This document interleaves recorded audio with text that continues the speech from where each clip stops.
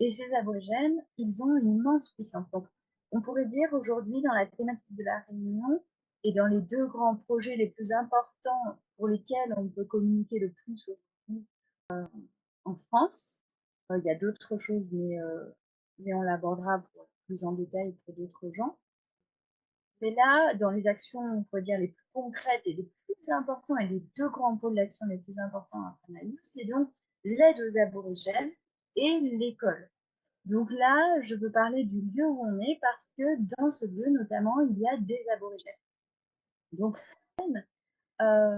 pourquoi ils sont si importants? Eh ben, pour ça, euh, euh, je voudrais juste vous rappeler, parce que je peux pas m'empêcher enfin, je ne peux pas ne pas quitter ma position de médecin. Euh, euh, Pourquoi les aborigènes sont des êtres exceptionnels et pourquoi il faut les aider? Eh bien, c'est par la définition même. Ne pas souffrir, c'est déjà pas mal. Mais la santé, c'est au-delà de la non-souffrance, c'est un état de contentement. C'est un état de bien-être extérieur et intérieur. Et qui va non seulement de l'enveloppe corporelle la plus grossière à la pensée la plus subtile. Et quelqu'un qui est en bonne santé, c'est quelqu'un qui est capable de maîtriser ses pensées. C'est quelqu'un qui est dans un contentement permanent, dont le cerveau, en fait, est contenté. Parce que quelqu'un, même si son corps va bien, si son cerveau n'est pas contenté, si son cerveau n'est pas capable de maîtriser ses pensées, on ne peut pas vraiment l'appeler en bonne santé, d'après la vraie définition de la santé, parce que ça veut dire que quelque part, il y a encore des dysfonctions. Eh bien, les aborigènes, la caractéristique d'un aborigène, quand il est bien sûr, on pourrait dire, bien traité ou laissé un petit peu dans sa fonction d'aborigène, quand on le laisse être un aborigène et qu'on lui laisse avoir les ressources pour être un aborigène, il faut juste le laisser l'aborigène. Hein. On n'a pas besoin de l'aider en fait par nature parce que c'est lui qui peut nous aider en fait. Et mais bon, voilà, le sort en veut autrement, parce que la société en veut autrement. Mais en tout cas, l'aborigène, c'est le stéréotype, c'est vraiment la personne modèle de la personne en bonne santé, parce que l'aborigène, c'est un des êtres sur l'humanité actuelle, dans toute l'humanité actuelle, on peut ouvrir le monde, on ne trouvera jamais, on ne trouvera pas, à part peut-être dans le yogi, dans la personne qui a fait beaucoup de yoga avant d'atteindre l'illumination, on ne trouvera pas d'être qui est aussi puissant dans la notion de la santé. Donc c'est vrai que l'aborigène physiquement déjà il est extrêmement puissant, donc là vous comprenez qu'il est mentalement, mais l'aborigène dans sa fonction, dans sa condition naturelle, ça fait donc depuis 2013 que Ranayou et du coup j'ai pu voir pas mal de tribus aborigènes et je suis extrêmement engagée pour essayer de les comprendre d'abord et puis de voir ce qu'on devait faire. Euh, Est-ce que je pouvais arriver à faire? Et du coup, en rencontrant ces aborigènes, ben, j'ai été.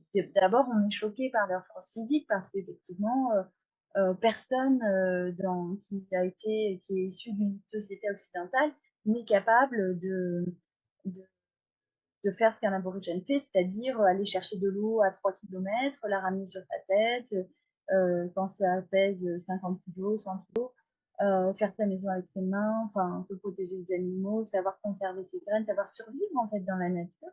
Donc ça, enfin, ça demande des pouvoirs physiques en fait et mentaux extrêmement élaborés en fait, élaborés mais on ne soupçonne pas parce qu'on se dit ah oui, je vais venir à Pranayou, je vais venir en Inde, c'est super, etc. Les gens ils ont beaucoup à faire en physique parce qu'ils se représentent pas en fait de la différence entre leur corps, leur structure neurologique et un aborigène en fait, et quelqu'un qui est habitué en fait. Un aborigène, bon là je prends euh, l'exemple de l'aborigène, mais il y a certains petits fermiers ou il y a d'autres types de gens très très puissants comme ça en Inde, mais l'aborigène est une des panacées de ce modèle de la santé.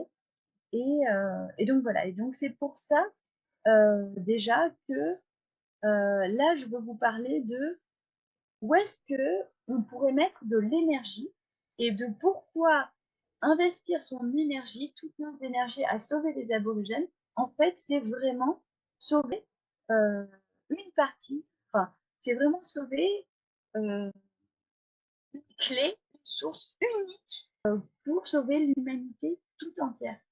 Et pas, on ne peut pas faire autrement que de se dépêcher, parce que chaque minute qui passe, c'est du coup, parce qu'il faut aider les aborigènes en fait à renouer avec leur tradition, parce que bien sûr, la société actuelle violente un petit peu les aborigènes.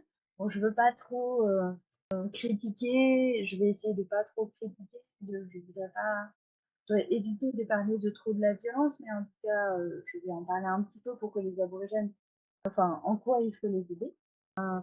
Donc voilà, mais là, c'était pour vraiment cibler que aujourd'hui, investir notre énergie pour sauver la culture des aborigènes, c'est en fait indispensable aujourd'hui à sauver l'humanité, pour sauver l'humanité parce que du coup, ils sont déjà des modèles de santé. Et d'ailleurs, la science de pointe nous le dit, parce que tous les gens qui en fait font des recherches sur le microbiote humain aujourd'hui, ils ont besoin des cacas des aborigènes. Ils courent après le caca des aborigènes.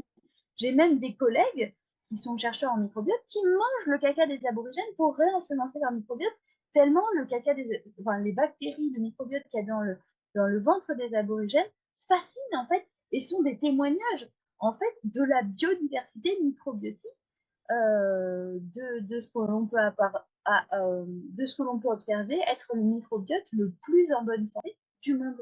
Et c'est pour ça, bien sûr, que c'est pour ça que leurs cerveaux sont si en bonne santé, puisqu'il y a cet équivalent et cette mutualité d'interdépendance entre le cerveau du haut et le cerveau du bas, le premier cerveau, le deuxième cerveau, l'intestin et la matière grise du cortex. Donc, euh, donc voilà, euh,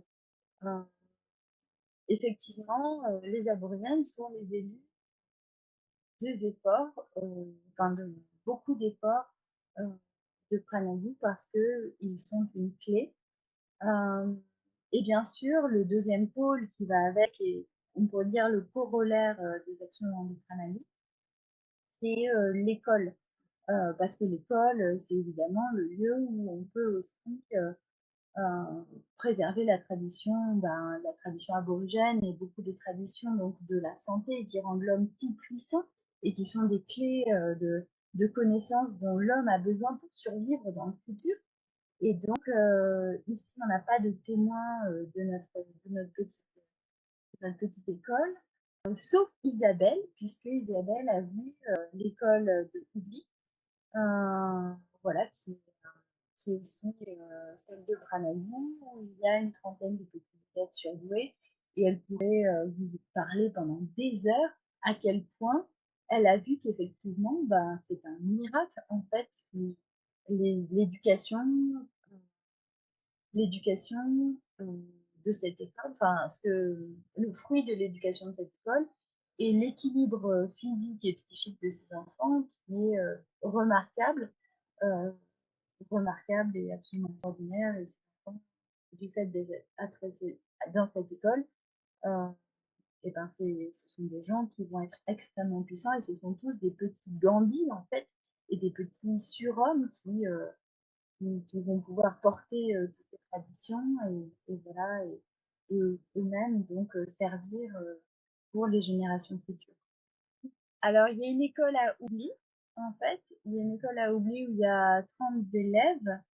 Euh, Et il y a une école qui est en train d'être construite à Londa, dans une région qui s'appelle Londa, qui est juste à côté d'ici. Donc, dans cette école, il y a des professeurs, il y a des professeurs bénévoles, il y a pas mal de professeurs bénévoles, mais il y a pas mal de professeurs qui ont des salaires, ce qui est important pour nous, en fait, et on tend quand même à essayer de plus en plus rémunérer les gens parce que l'école, bien sûr, elle est pas si vieille, elle a que 6 ans, ou un truc comme ça, ou 5 ans, je sais plus.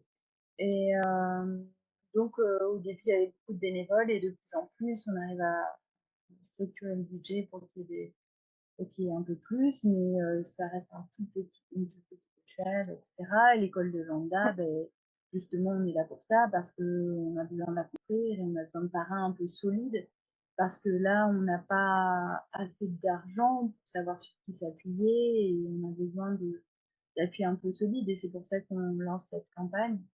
Euh, voilà. Et donc l'école de Lambda, le public de l'école de Lambda, il cible 3 districts, enfin 3 zones en tout cas, d'aborigènes. Il faut que l'école de Lambda puisse contenir tous les aborigènes qui sont sur la région de Joyda. Joyda, je peux les noter dans le chat.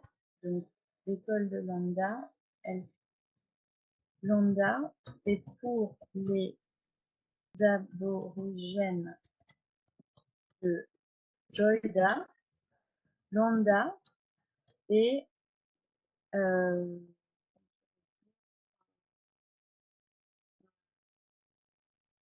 Bethany, c'est impliqué comme ça les gens, ils visualisent. Donc, il y a on est en lien avec différents travailleurs sociaux et différentes tribus d'aborigènes. Et donc, les plus importants sont ces trois pôles et ça couvre beaucoup de villages et ça couvre beaucoup de périmètres aussi. Et voilà, très, très connecté par beaucoup. Donc l'école de Vanda, elle est en construction. Il nous faudra des parrains, il nous faut des parrains, etc. Mais du coup, je dérive un peu à la mission de Sadhana. Si quelqu'un a d'autres questions purement sur les actions en Inde, avant qu'on passe au concret et ce qu'on peut faire, ce que vous pouvez faire et ce qu'on va faire en France aussi pour soutenir ça.